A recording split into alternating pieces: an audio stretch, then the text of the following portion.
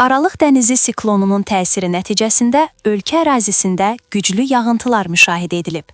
Turkustan.az məlumat verir ki, bunu Milli Hidrometeorologiya Xidmətinin rəis müavini Gülnarə Abbasova bildirib.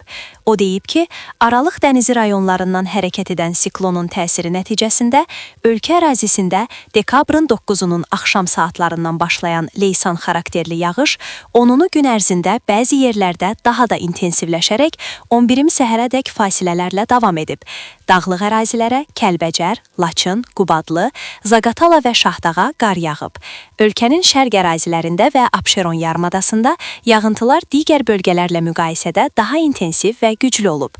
Belə ki, yarımadaya düşən yağıntının ümumi miqdarı 44 mm olub. Bu da aylıq iqlim normasının 149%-ni təşkil edir. Ümumi proses müddətində ən çox yağıntı Qobustan, Biləsuvarda 31, Şirvan və Nesalada isə ili isə 20 mm olmaqla qeydə alınıb. Gülnarə Abbasova vurğulayıb.